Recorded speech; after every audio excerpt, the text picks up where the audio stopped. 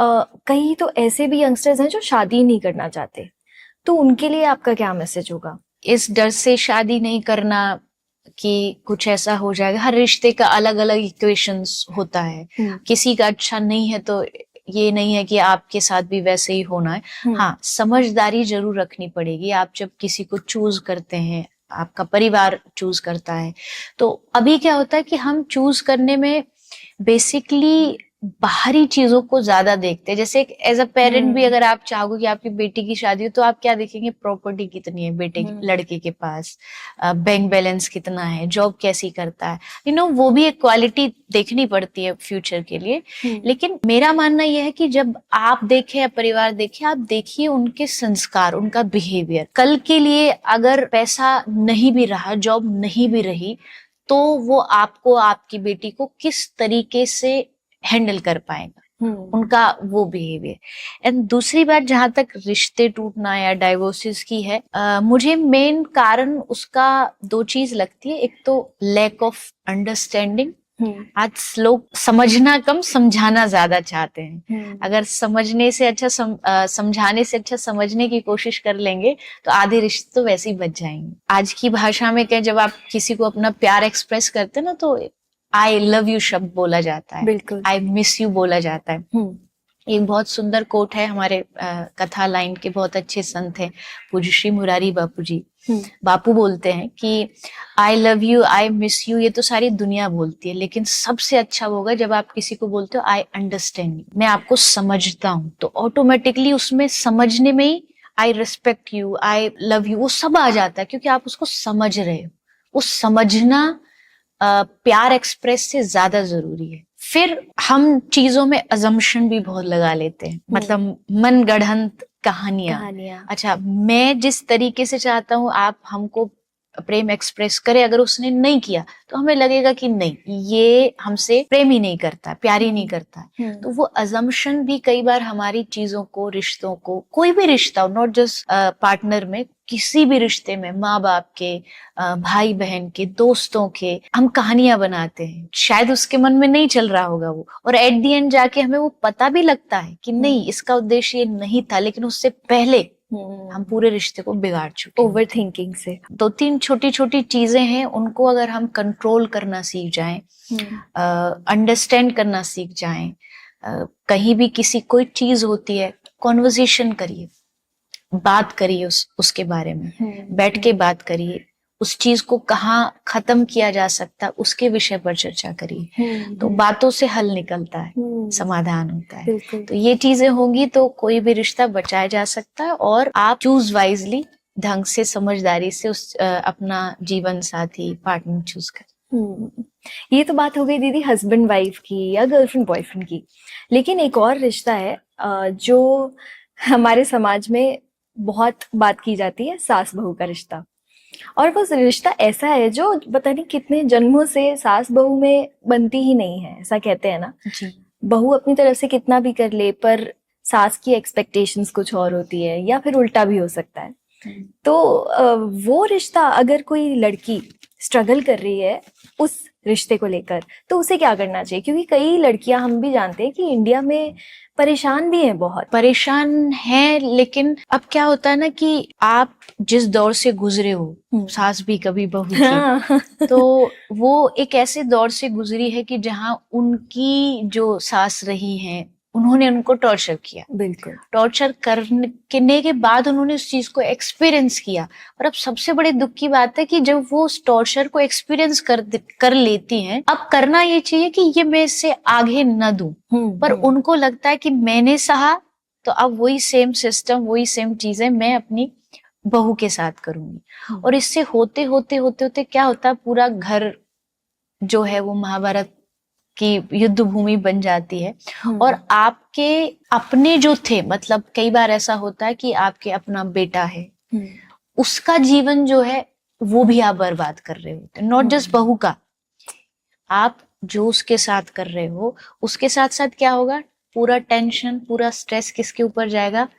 बेटे के ऊपर। तो इनडायरेक्टली आप कहीं ना कहीं अपनी ही जिसको आप कहते हो, मैं आपसे बेटे से सबसे ज्यादा प्यार है मुझे, आप उसी को इनडायरेक्टली परेशान कर रहे हो। तो इस चीज को समझदारी से ही समझाया जा सकता है। आप भी चाहते, कोई भी माँ शायद यही चाहेगी कि जब उसकी बेटी कहीं जाए किसी के घर में तो उसको प्यार मिले, उसको सम्मान मिले, उसको इज्जत मिले। तो वही चीज जब आप उसको अपनी पुत्री समझ करके दोगे, कर्मा तो वापस आता ही आता है, तो वो आपके बेटी के साथ भी कहीं ना कहीं होगा।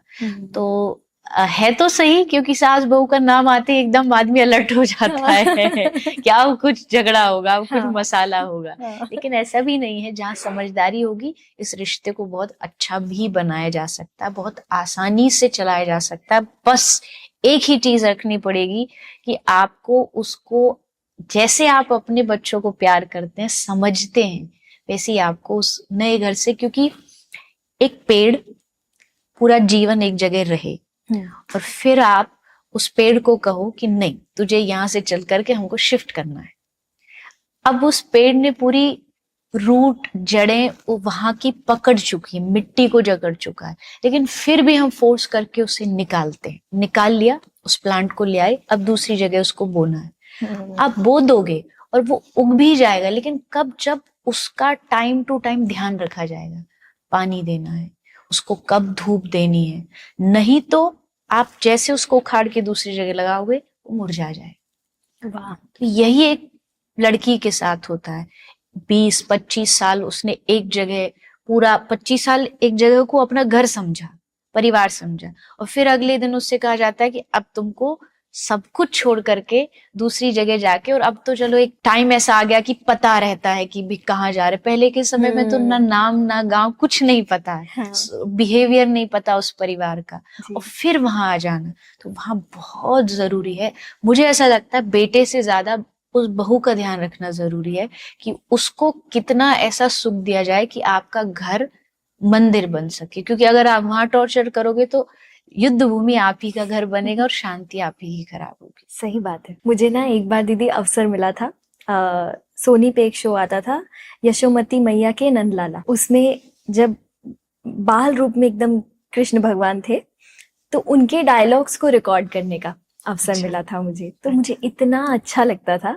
और हमारे घर में लड्डू गोपाल भी हैं, तो मैं बिल्कुल उन्हीं को ध्यान करके और फिर डब करती थी, तो बहुत अच्छा लगता था। ठाकुर जी तो बोलते ही बड़ा प्यार है, मैया मैया। हाँ। हमारे ब्रज का सबसे प्यारा शब्द है जब अपनी यशोदा मैया को बुलाते थे, कि ब्रज भाषा का आनंद भी अलग होता है। हाँ, तो मैं जब रिकॉर्ड करती थी तो मैं कहती थी, मैया आप क्यों चिंतित है मैया?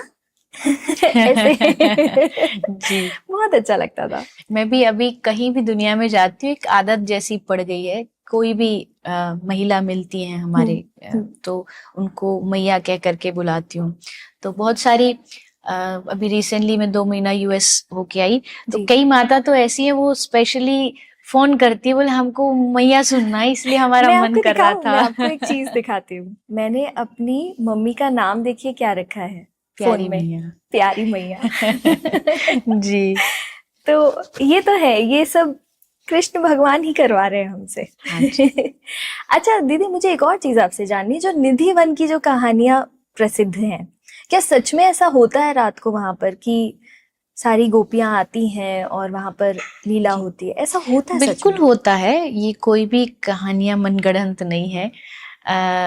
भगवान निधिवन थोड़ा एक विशेष, स्पेशली नाम से प्रसिद्ध हो गया है। बाकी ऐसी लीला ब्रज में बहुत जगह होती है, रास बहुत जगह होता है। एक निधिवनी नहीं है रास की जगह। ब्रज में कितने रास मंडप हैं, हर रोज वहां ठाकुर जी नृत्य करते हैं। हाँ, थोड़ा निधिवन एक विशेष रूप से है, क्योंकि एक तो बिहारी जी का, बाकी बिहारी जी का प्रागट्य स्थल है, वहीं से प्रकट हुए बिहारी जी। वहां स्वामी हरिदास जी की भजन स्थली है, तो उसका तप अलग है वहां पे। और फिर थोड़ा लोग जाने लगे, पता लगने लगा, कुछ अनुभव भी लोगों ने किए, जो अच्छे भजनानंदी लोग थे, वैष्णव थे। उन्होंने देखा कि रात्रि को, अभी भी होता है कि रात को कोई पशु पक्षी, बंदर तो वहां हैं ही इतने, लेकिन रात्रि को वो भी नहीं रुकते वहां पे, पूरा बंद कर दिया जाता। आसपास के जो घर हैं, सबने अपने घरों को, जो उनकी विंडोज है, उसको परमानेंटली बंद कर रखा है कि कभी ऐसा ना हो, क्योंकि भगवान की शक्ति परम शक्ति है। और उसको जानना देखना, एक सिंपल शरीर इतना वोल्टेज ले नहीं पाता है। उसके लिए आपको बहुत परम शक्तिवान होना पड़ता है। तो कई लोगों ने फोर्सफुली भी कोशिश किया कि हम करके देखें, तो ऐसा सुनने में आता है कि कोई मेंटली डिस्टर्ब हो गया या कोई प्राण भी चले गए। तो उसका कारण यही है क्योंकि आप पहले उस स्थिति पे जाओगे तब अपने आप आपको दर्शन होगा, जबरदस्ती नहीं कर सकते। तो निधिवन, सेवा कुंज, ब्रज के आसपास बहुत तपोवन, बिहार वन, ये कुछ ऐसे ऐसे वन हैं जहां आज भी भगवान की लीलाएं नित्य होती, डेली होती हैं। और वृंदावन पूरा की पूरा कंक्रीट बिल्डिंग ये सब तो है ही है जो हमें दिख रहा है, लेकिन इसके अलावा जो वृंदावन है ना, आदि वृंदावन, जो कि पूरा की पूरा वनों से भरा हुआ है, पुष्पों से भरा हुआ है, वो वृंदावन आज भी वैसा ही है। वो दिखता नहीं है, गुप्त वृंदावन है, पर जो वहां जाकर के भजन करता है, प्रभु के शरणागति लेता है, उसको फिर उस वृंदावन के दर्शन होते हैं। अभी कुछ समय की बात करूं, मैंने भी जिनको अपनी आंखों से देखा है, उनको वैसे चाचा जी नाम से बोलते थे। बहुत अच्छे भक्त थे, उनका कंठ बड़ा मधुर था, बहुत पतली आवाज थी। मेरा बचपन बरसाने में बहुत बीता है। अच्छा, बरसाने में एक बाबा रहते हैं, श्री श्री रमेश बाबा जी महाराज। तो मैं बचपन में उनके वहां बहुत रहा करती थी, तो वहीं वो रहते थे। तो उनका नियम था कि वो एक झाड़ू, उनके हमारे ब्रज में झाड़ू को सोहनी बोलते हैं। ओके, सोहनी सेवा। तो झाड़ू लेके बहुत ऊंची सीढ़ियां हैं, मान मंदिर, जहाँ राधा रानी मान करती थी, मतलब नाराज हो जाती थी। अच्छा। तो वहां जाके बैठती थी। तो उसका स्पेशल एक मंदिर है, मान मंदिर, बहुत पहाड़ पे है। तो बहुत लंबी सीढ़ियां, उस पे वो झाड़ू लगाते रहते थे। और पूरे समय झाड़ू लगाते लगाते वो बस एक ही भाव गाते रहते थे, महल राधिका का बुहारा करेंगे। और उनकी ये इच्छा थी कि जब मेरे प्राण जाएं तो मैं सोहनी सेवा करते करते चला जाऊं। और यही मांगते थे, हमेशा यही मांगते थे। और ये भजन का मतलब क्या है? महल राधिका का, महल राधिका का बुहारा करेंगे। बुहारना मतलब साफ करेंगे। हाँ, अच्छा।